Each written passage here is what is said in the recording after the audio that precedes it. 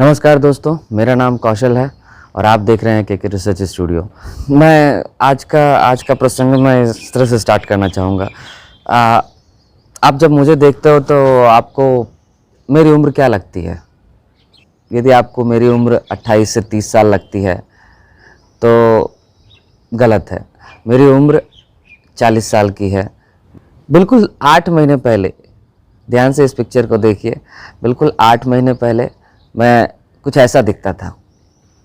और ऐसे व्यक्ति आपको हज़ारों मिलेंगे, ऐसे व्यक्ति आपको हज़ारों मिलेंगे जो अपनी उम्र से काफ़ी बढ़े हुए दिखते हैं, जिनकी उम्र होगी 25 साल, लेकिन आपको दिखेगा क्या, लगभग 35-40 साल का व्यक्ति है। जिनकी उम्र होगी 20 साल, लेकिन आपको लगेगा 30 साल के हैं। मतलब हमेशा 10 साल 12 साल आगे बढ़ के आपको दिखेगा। ऐसा इसलिए क्योंकि उनका जो व्यक्तित्व, उनका जो स्वरूप है वह कुछ इस तरह का हो जाता है जैसे कि ऐसा फील होने लगता है कि यह व्यक्ति 40 साल का होगा, यह व्यक्ति 30 साल का होगा, है ना। अपने उम्र से बढ़ा हुआ दिखने लगता है। कैसे आप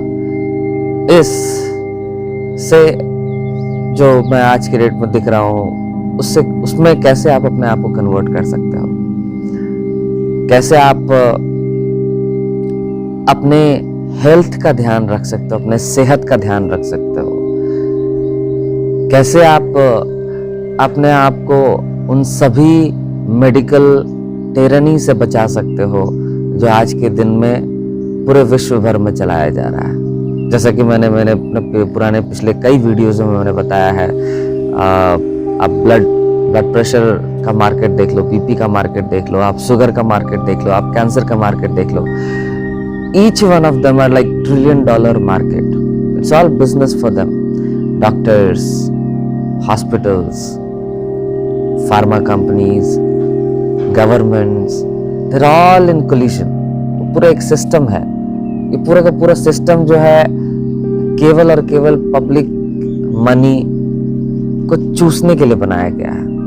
हमको और आपको गरीब रखने के लिए बनाया गया है। हमको और आपको उधार में रखने के लिए बैंक्स बनाए गए हैं। हमको और आपको अनहेल्दी बना के रखने के लिए ये फार्मा कंपनीज और मेडिकल सिस्टम बनाया गया है। ध्यान से समझिए इस बात को। ये मेडिकल टिरनी है, ये हेल्थ नहीं है। जो वो बेच रहे हैं that is not health, that is not health. What they are selling you is medicine. What they're selling you is just a fake hope. एक फेक होप है जो आपको बेचते आ रहे हैं। बीपी, कभी ना खत्म होने वाला बीमारी, बेचे जा रहे हैं। मतलब 10 साल खाइए, 20 साल खाइए, एक रेस है। 20 साल तक उनको पैसे देते रहिए और 20 साल के बाद आप मर जाइए। शुगर, 20-25 साल तक आप दवा खाते रहो, फिर कुछ ना कुछ ऑर्गन डैमेज होगा, पावर बढ़ेगा, शुगर के मेडिसिन का पावर बढ़ाएंगे, फिर एक दिन आके आप मर जाओगे। मेरे कहने का मतलब है कि ये जो भी मेडिकल टिरनी है, जो भी आपको अनहेल्दी बना के रखने का एक जो सिस्टम बना के रखा गया है, आपको उससे बाहर निकलना पड़ेगा। यदि आपको इस से जो मैं अभी आपको दिख रहा हूं इसमें आपको आना है तो हेल्थ बहुत ही अच्छा और बहुत ही सुंदर टॉपिक है। यदि आप देखोगे बहुत सारे ऐसे रिसर्चर्स हैं जिन्होंने रिसर्च किया हुआ है कि कैसे आप अपने आप को हेल्दी रख सकते हो। कुछ पेपर्स में आपको दिखेगा भी, लेकिन मार्केटिंग उसी का होता है। याद रखिएगा, मार्केटिंग उसी का होता है, उसी रिसर्च पेपर का होता है, उसी मेडिसिन का होता है जो फार्मा कंपनी चाहती है, जिसका बिजनेस होता है, जिससे पैसे मिलते हैं उनको, ताकि वो पैसे री इन्वेस्ट किए जा सके आपको, आपके जैसे लोगों को, हमारे जैसे लोगों को प्रभावित करने के लिए, एड्स के थ्रू, एडवर्टीजमेंट के थ्रू, डॉक्टर्स के थ्रू, रिसर्चर्स के थ्रू, इंस्टीट्यूशंस के थ्रू, हॉस्पिटल्स के थ्रू। मैं बचपन में मैं जब भी सुनता था CMC वेलोर के बारे में, वाह, आई वाज थिंकिंग कि अरे ये बहुत ही अच्छा हॉस्पिटल है। मेरे भैया भी गए, मेरी माँ भी गई, है ना। लेकिन ध्यान दीजिए, ये जो सिस्टम बनाया गया है, ये मेडिकल कॉलेजेस में बच्चों को जो पढ़ाने का जो सिस्टम जो बनाया गया है, वो भी इसी तरीके से बनाया गया है ताकि लोग क्वेश्चन ना करें ज़्यादा, हेल्थ से रिलेटेड, कॉज से रिलेटेड क्वेश्चन ना करें। ब्लड क्लॉटिंग हुई, ब्लड क्लॉटिंग क्यों हुई, फैट जमा हो गया, फैट जमा क्यों हो गया, इन सब क्वेश्चंस के ऊपर ज़्यादा ध्यान नहीं देते हैं medical professionals. What do they do? They'll give you some medicine, they'll give you some, toxic medicine, and that will just relieve you from that situation for some moments or some time. Vitamin D लेना है, सन के under नहीं खड़ा रहिए, ये vitamin D का pills ले लीजिए। विटामिन सी लेना है, नहीं संतरे का जूस नहीं चलेगा, आप विटामिन सी का पिल ले लीजिए। क्यों? क्योंकि 4 रुपये 5 रुपये 10 रुपये में आता है। आप संतरा खरीदने जाओगे ज़्यादा महंगा पड़ेगा। नारियल पानी मत पियो, ये विटामिन सी का गोली ले लो, विटामिन बी का गोली ले लो। मतलब क्या क्या एक जो सिस्टम जो बना के रखा गया है, ये सिस्टम आपको केवल और केवल अनहेल्दी बना के रखने के लिए किया गया है, ताकि आप और हम जैसे लोग हमेशा डिपेंडेंट रहे गवर्नमेंट के ऊपर, डिपेंडेंट रहे हॉस्पिटल्स के ऊपर, डिपेंडेंट रहे इन फार्मा कंपनीज के ऊपर। तो आज मैं आपके सामने जो लेकर आया हूँ, हेल्दी कैसे रहें, कैसे आप इससे आप इस तरीके का आप पूरा यू टर्न कर सकते हैं अपने लाइफ को। बस केवल 3 विचार। देखिए, बहुत सारी चीज़ें हैं जो कि आपको हेल्दी रख सकती है, बहुत सारी चीज़ें हैं। मुझे जो बेस्ट लगा मैं आपको बताता हूँ। 3 तरीके हैं भाई। योगा एक्सरसाइज एक तरीका हो गया, योगा एक्सरसाइज आप कर रहे हो, ये एक तरीका हो गया। दूसरा तरीका क्या है? तो दूसरा तरीका है आपको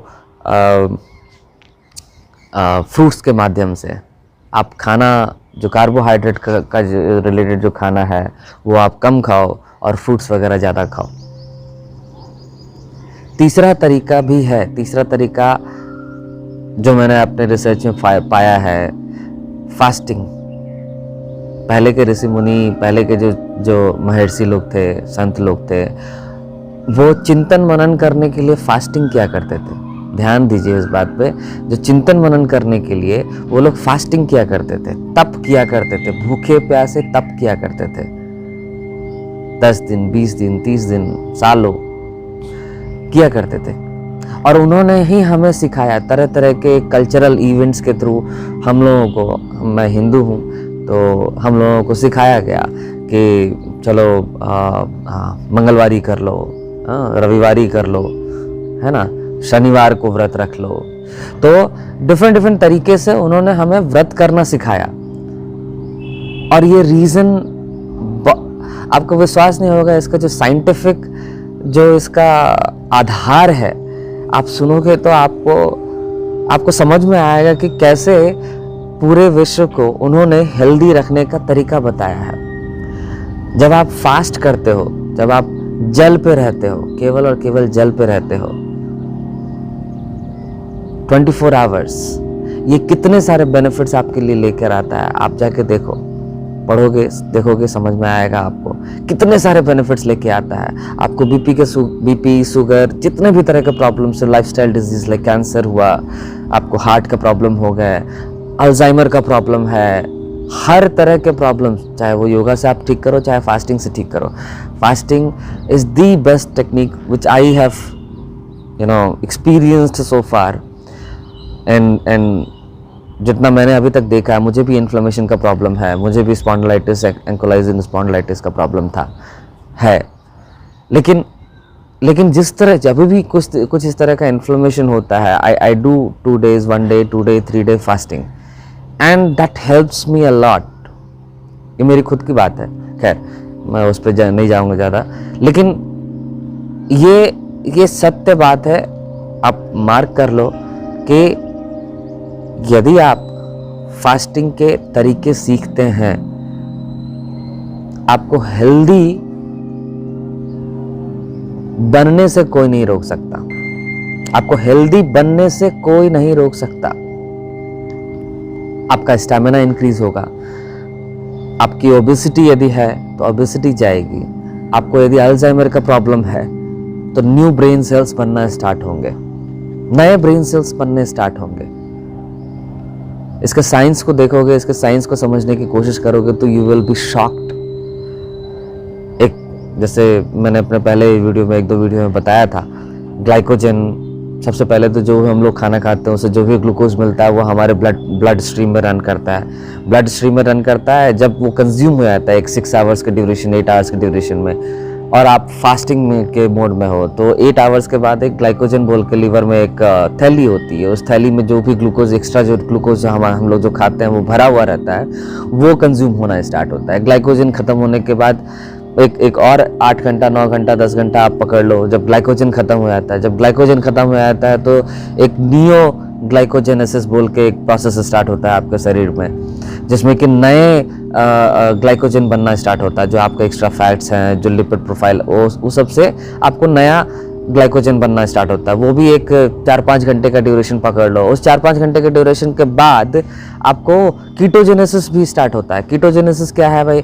तो फैट जब ब्रेकअप होता है आपके शरीर से, हमारा शरीर जस्ट लाइक एक ऊँट है ना, कैमल है, कैमल अपने कुबड़ में पानी रखता है 40-40 दिन, वैसे ही हमारे शरीर को भी बनाया गया। हम लोगों के शरीर में एक्स्ट्रा फैट्स जो हैं वो इस तरीके से रखे गए हैं कि यदि आप फास्टिंग मोड में हो तो उस फैट से वो लोग सब कुछ निकाल ले। ये जो आपका शरीर है, ये इतना भगवान ने इसको इस तरीके से बनाया है कि आपके शरीर के हर एक एक्स्ट्रा फैट को वो यूटिलाइज कर लेगा, हर एक डेड सेल्स तक को भी यूटिलाइज कर लेगा, उसको भी ब्रेक करके प्रोटीन बना के वो खा लेगा। उसको बस जिंदा रहने से मतलब है, समझे? तो खैर मैं ज़्यादा मेडिकल टर्मिनोलॉजीज में नहीं जाना चाहता था। हावेवर ये बात आप समझ लो, बहुत ही खूबसूरत कॉन्सेप्ट है। आपका इंसुलिन को कंट्रोल रखने के लिए, आपके ब्लड शुगर को कंट्रोल रखने के लिए, आपके बीपी को कंट्रोल रखने के लिए, आपके हर एक प्रॉब्लम जो लाइफस्टाइल प्रॉब्लम्स हैं उनको कंट्रोल में रखने के लिए जो हमारे महर्षि, संत, मुनि लोगों ने जो बताया था, फास्टिंग बहुत ही अच्छा तरीका है। और इसके तो साइंटिफिक रिसर्चेस भी हैं। जर्मन रिसर्चर्स ने इसके ऊपर रिसर्च किया है, अमेरिकन रिसर्चर्स हैं, इंडिया में कितने सारे रिसर्च हैं इसके, कि फास्टिंग से आपको हर तरह के प्रॉब्लम से आपको छुटकारा मिल जाएगा। आप करके तो देखो। आपको मैं 3 दिन का चैलेंज देता हूँ। यदि आपको बीपी या शुगर है, आपको मैं 3 दिन का चैलेंज देता हूँ। आप फास्टिंग मोड में रहो और जो भी खाओ वो कच्चा खाओ, भगवान का जो दिया हुआ बना हुआ है वो खाओ। आप करके देखो कितना आपको रिलीफ मिलता है।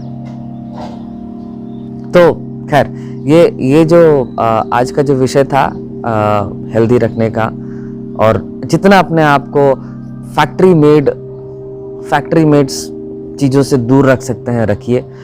मैंने तो अपना मंजन भी चेंज कर लिया है।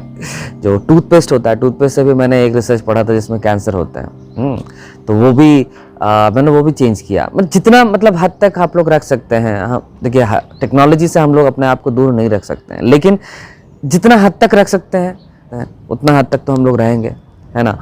तो जो ये जो था टूथपेस्ट था, टूथपेस्ट की जगह पे मैं क्या करता हूँ, तो हम लोग वो हल्दी है, लौंग है और सेंधा नमक, रॉक सॉल्ट गांव में मिलता है। रॉक सॉल्ट आप खोजने जाओगे तो आपको ज़रूर मिलेगा। टेबल सॉल्ट खाना बंद कर दीजिए। टेबल सॉल्ट में 33% सिलिका मिलाया रहता है। बीपी का रीज़न आप सुनोगे तो आपको आश्चर्य होगा।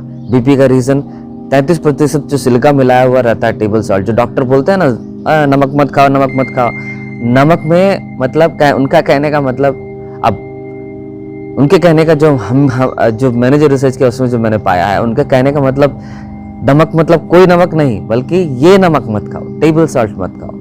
ये जो फ्री फ्लो नमक जो बिकता है बाजार में वो मत खाओ, क्योंकि उसमें 33% सिलिका मिलाया हुआ होता है। अब वो 33% जो सिलिका है, हाँ, वो आपको उसमें जो छोटे छोटे रेजर टाइप के समझ लीजिए उसको, छोटे छोटे ब्लेड हैं वो इतने छोटे छोटे ब्लेड हैं। आपके कहीं पर भी किसी भी धमनी में, जो आपका जो ब्लड का जो धमनी है, जो पाइप है, उसमें कहीं पर भी कट मारते हैं।